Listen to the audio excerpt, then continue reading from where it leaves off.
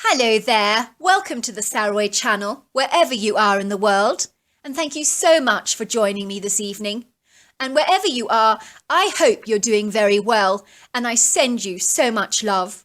And if you haven't subscribed to my channel, please do so, click the notification bell and the thumbs up, and let's get started with tonight's story, which I really believe you're going to enjoy. Dear Sarah and all your listeners, my name is Esther Higgins, and I had my Bigfoot encounter in my new home in the Appalachian Mountains in the 1980s. My story begins when I got divorced from my husband Michael in July of 1986. It was a sorry state of affairs, but I was raising two young children at the time, Teddy, who was 8, and Paul, who was 12. My husband had been laid off from his job in the insurance industry, and he slipped into a deep state of depression. I urged him to get help, but he refused to listen to any advice that I gave him, from either myself or even his parents. I was working at the time as a professional cordon bleu chef for a corporate company who hired my services for their important executive lunches. My husband and I were living in central Seattle at the time, and when I came home late in the afternoon, I would find him lying on the couch or sometimes even on the floor, just passed out in a semi-conscious state. He was not a nice drunk, but one of those people that got belligerent, aggressive and verbally abusive, especially towards me. I began to despise him and resent his violent outbursts, compounded by the perverse language he would use. I could see his drunken behaviour was taking a radical toll on both of my children, who became very distressed and extremely anxious. I had tried to leave him on several occasions with both of my kids, but he was so possessive and jealous and determined to prevent us from escaping from his clutches at any cost. One day my husband was spending a weekend away with an old friend of his, and I left him a note telling him that I had left him for good and was never going to come back, and I issued him with divorce papers. I literally stuffed all our worldly possessions into black bin liners and piled them into the car, and off I went with my two boys, leaving Seattle far behind us. One of my good friends had suggested that I hide out somewhere in the country where my husband would never dream of finding me. It seemed like a great idea to me, and so I found an affordable home in the Appalachian Mountains on 100 acres of land, and I thought it would be the perfect spot for my family. I was a city girl through and through, without any experience of country life, and so I had no idea how challenging things would invariably become, and how a simple alteration to my home could bring about a chaos that I would never have imagined possible. The house was situated in a very remote area that was well off the beaten track, in a very beautiful part of the world. It was tucked away right in the middle of nowhere, at the right-hand side of a very large dirt road that was surrounded by elevated rocky embankments and areas of natural wilderness and ubiquitous trees that carpeted the valley in a greeny blue haze. The quaint cottage-style double-storey was rarely pretty and rustic, but rather run down and shabby, and well in need of a good lick of paint and a little bit of TLC. There were a couple of really run-down outhouses, and an old stable with a roof that had fallen through and was in a very bad state of disrepair. As for the land itself, there were some flat areas of open pasture, and a pretty creek that was flanked on either side with heavily wooded areas that stretched back for miles. The exquisite mountainous views, with their rocky, masterful, triangular shapes, stood majestically against the sky, like great towering giants, and they were breathtakingly beautiful. I could hardly believe how lucky I was to be living in such a spectacular paradise. Fast forward a couple of months, and my kids and I had settled into our home with effortless ease. My husband had not been able to find my new location, and for the first time in ages I felt that I could finally breathe. My two boys had settled into the local school, and I had found a job making homemade soups, jams, baby foods, cakes, biscuits and pies for a local shop, and my products were selling fast, and new orders kept coming in over and over again, so things were looking incredibly promising for me. The outbuildings, stables and house had been refurbished by some very efficient builders I had found, and everything had finally come together so superbly, and our cottage-style double-storey house looked almost picture perfect. I could hardly believe how well things had panned out, and it did all seem almost too good to be true. One day I decided that I wanted to investigate the wooded area on my land, because until now it had been pretty much unexplored, as I'd been so busy remodelling the house, settling in, and making monumental changes. As I entered the woods, I could hear the pretty, beautiful birdsong, and I could see so many animals like rabbits darting across the forest floor and slipping into their little burrows, and a curious squirrel darting up a tree and nibbling an acorn while watching me closely with its large brown eyes. It was all so magically enchanting for me, as growing up in the city I truly was out of touch with the natural world. I came to a large open expanse in the wood, and there in the middle of the clearing was a huge Victorian staircase. What on earth? I thought in surprise. Who brings a staircase and places it in the middle of the woods? This is crazy.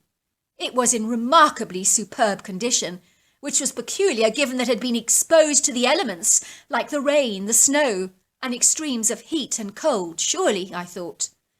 I suddenly had a great idea. I would remove my modern staircase, currently that was in my home, and replace it with this unique Victorian treasure. I knew it would take my house to a whole new level with this exquisite masterpiece that was really more suited to a grand mansion rather than my simple, humble abode. After about 3 weeks, the builder removed my old staircase and replaced it with this Victorian work of art, and it really looked incredible.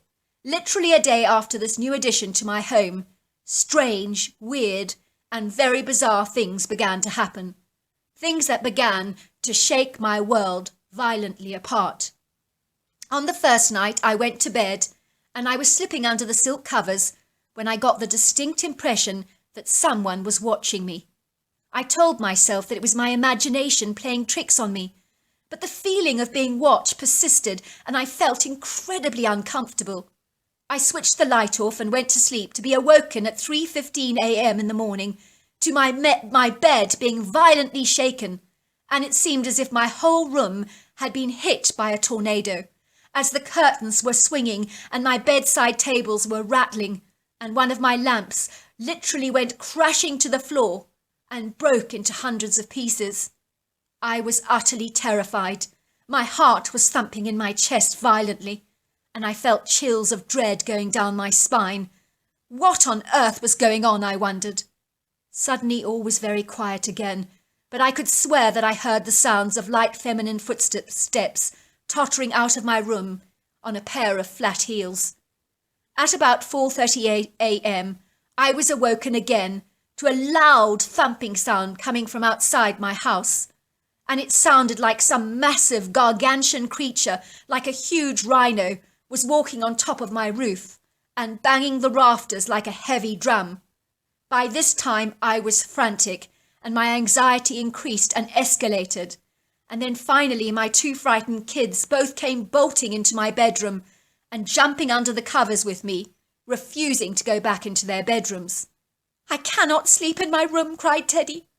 "I saw a large face staring at me through the window, and Mum, it had these really big red eyes." My other son also was in a dreadful, anxious state, claiming to have seen a woman standing at the end of his bed. "I felt someone looking at me," he said. "I looked up, and there was this strange woman with black eyes standing at the end of my bed, Mum, and she was wearing an old-fashioned long white dress with a brooch. She kept looking at me and staring, and she shook her head like she was cross or something." I consoled my children and told them that everything would be fine, although I knew that something was incredibly wrong in my home. But what, I just couldn't imagine. I'd never believed in the paranormal before, but what was occurring in my home was outer-worldly and could not rationally be explained. I wondered somehow if my renovations had sparked or provoked some kind of weird paranormal activity. The following evening, my children literally refused to sleep in their own bedrooms, and so we all slept together, huddled in the large king-size bed. It was at about 2:30 p.m. when I went down the stairs to get a warm cup of cocoa, as I was having difficulty sleeping and my throat was parched. As I climbed down the staircase, it felt like I was walking into a deep freezer, because the staircase was ice cold, and I physically saw this white misty vapour rising through the steps, looking exactly like the effects that you get from dry ice. What in God's name is going on, I thought. I looked up at the top of the stairs, and I watched as all the vapour swirled around and around like a large wheel of white mist, until it started to take shape. Then I saw the vague silhouette of a Victorian lady from the 1800s become clearer and clearer, like a photograph that is out of focus that suddenly becomes very sharp. Then I saw her very, very clearly, standing there on top of the stairs, looking it down at me with a very intense gaze that caused me to tremble in terror. She was dressed in a magnificent white long-sleeved lacy dress, with a tight corset and a bustle skirt. Her raven black hair was parted in the middle and tied back in a neat bun, and her skin was as white as snow. But it was the dark, staring eyes that continued to send shivers of dread down my spine. The woman looked directly at me, and her stare was so cold that it felt as if I had stuck my head in an ice bucket. The strange woman from another time shook her head violently at me, registering her apparent displeasure as if she wasn't happy at me at all. Then she turned away and walked through the wall seamlessly. I realized suddenly that I had indeed seen a ghost, and I was shaking so much because I felt so terrified. This was compounded by the crashing sound I was suddenly hearing on the roof. Enough was enough, I thought, opening the front door to have a better view of what it was that was banging the rafters so violently. 2 nights in a row with this dreadful banging activity on my roof was about as much as I could take, and I was already feeling fragile about the strange goings-on in my home. So with a sudden burst of dogged determination and a spontaneous flurry of courage, I bravely ventured outside to investigate what was going on. I was not prepared for what I was about to see. On the roof was a monstrous humanoid creature covered with shaggy grey hair, and it was gargantuan in size and width and girth. It must have been 9 foot tall and 700 to 800 pounds, or possibly even more. It had the longest arms that I have ever seen, and they were big and muscular, with human-like hands. The creature stopped banging the roof and looked directly at me, with huge, powerful eyes that glowed with a bright red eyeshine that was incredibly menacing. It held my gaze, and as he did this, I kept seeing a picture of my Victorian staircase being painted in my head. Then I heard an audible voice in my head speaking to me. "Get it out, or you will die." The creature held my gaze one more time, and the message was repeated. "Get it out, or you will die." He then jumped off the roof with the agility of a domestic cat. Only when he landed, the whole ground vibrated from his huge weight, and I watched the creature literally glide through the forest, almost like he was floating, with a fluidity and grace unmatched and unrivalled by any creature I've ever seen. I stood there for what seemed like an age, frozen to the spot, seemingly unable to move. The shock of my encounter was outer-worldly, and literally tore the fabric of my world wide apart. I was now beginning to second-guess myself. Was I going completely mad, I wondered. First I'd seen a ghost, and now a creature that was not supposed to exist in our physical world. It was a creature of myth and legend, an ape-like humanoid that seemed to be made of flesh and blood. A fictional character that literally belonged in books, and not in our existing world. What on earth was it, I wondered, over and over and over again in my mind, because I had never seen a creature as extraordinary as this before. The next morning I wasted no time in getting in contact with a psychic medium to see if she could make any sense of what was going on in my home, because I certainly couldn't. She agreed to visit me that very evening because she said she sensed I needed her help very urgently, because her psychic impression of me told her that I was in very grave danger, and as you can imagine, that was the last thing that I wanted to hear. It was 6 o'clock in the evening when I flung open the door to a very young woman in her early 20s, with porcelain white skin, brown eyes framed with long fake eyelashes, and a slender petite frame. She was wearing black tight leather pants and a skin-tight black jacket. I ushered the woman into my house, and she barely said a word to me, as her eyes began to focus on my Victorian staircase with a growing look of horror developing on her face. "What is this doing in your house?" she asked me, pointing at the staircase. "This does not belong here." "I know," I said. "I found it in the woods. It was so beautiful I thought it would look amazing in my home." "Do you realise what you've actually done?" said the woman, looking at me intently. "You've made a very, very grave mistake." "What do you mean?" I asked. "Well, I imagine all the trouble started after you put the staircase into your house. Am I not right?" I thought about it and realised that she was right. "Yes," I said, "I believe so. This staircase is actually a portal to another dimension. It's incredibly dangerous to have something like this in your home. You can open the door to a whole nother world, and it could bring all kinds of trouble and disaster to your life." "Like what?" I asked. "Like death," she said. "Or being swallowed up by the portal and ending up in another dimension of which there would be no escape. You could end up trapped there and never come back." "You mean I would just vanish from this reality?" I asked. "Something like that," she said. "You would vanish from this existence, and then you would enter into another existence." "Are you serious?" I asked. "I am serious," she said. And then she raised her hand to silence me. "I see a Victorian woman coming through," she said. "She's wearing a white dress. She's telling me that she's been keeping the portal shut to protect you, but that time is running out very fast, and she cannot keep the portal closed for very much longer." "I've seen her ghost," I said. I sensed she wasn't happy with me because she kept shaking her head. "Why is she choosing to help me? I don't understand."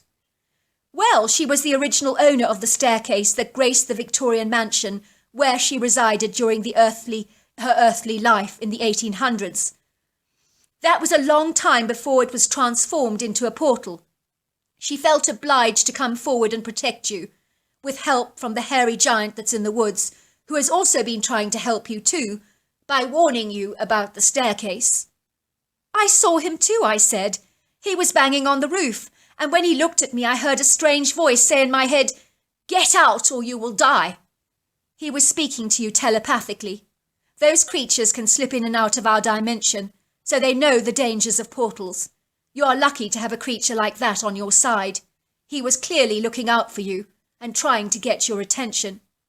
"What am I going to do?" I asked.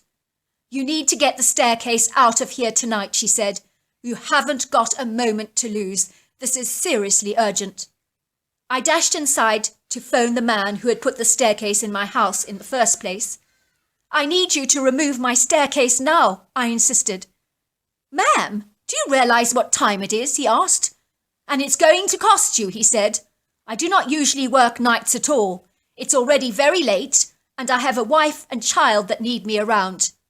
"I'll pay you triple," I said. "Done," he said. "Your mother did tell me that you would be removing the staircase soon." "My mother?" I said in surprise, knowing full well my mother was no longer alive. "Yes, the very nice lady that dresses in the old-fashioned period clothes, the one wearing that fancy white outfit." "Oh yes," I said. "I know who you mean," thinking secretly to myself that he must have actually seen the ghost. That evening, after the psychic had left and the staircase had been removed and replaced with the old pre-existing staircase that for some bizarre reason I had thankfully still got around and hadn't thrown away, normality finally began to resume, and I felt like the dark cloud of heaviness had been lifted, and the air felt much lighter and warmer. The Victorian staircase now stood in my yard, and I was relieved that it was finally out of the house, but I would have to get help in the morning to finally get it returned to the woods where I had initially found it. That night I heard something moving in my yard, and I saw the figures of those two hairy humanoid creatures, and they were carrying the staircase back to the woods. I don't think I've ever been more grateful in my life. I was so glad to see the back of that horrible, horrible staircase. As soon as the staircase was removed, our lives returned to normal, and we began to really enjoy our lives out in the country. I was finally able to get divorced from my husband, and as for the hairy man in the woods, I have seen him from time to time, and he really had my back. During the summer months, he would fill up one of my buckets with wild berries and leave them at my front door. He truly was a kind, gentle soul. I left my Appalachian mountain home 7 years later when I finally got me remarried and moved back to Seattle, where I currently now reside. I realized many years later that the creature that lives in the woods is known as a Bigfoot, a Sasquatch, or a Yeti. And I feel so privileged to have encountered such a wonderful, marvellous creature. But a word of warning to your listeners, do not touch or remove any staircase in the woods. And do not be surprised if you ever do see one, because they are out there and are possibly portals to other worlds. So please leave them well alone. Well, I just want to say thank you so very much for that wonderful story. And I do have to tell you that I have heard of many people seeing staircases in forests all over America. And I would advise keep well alone from those staircases. Until next time, goodbye and good night.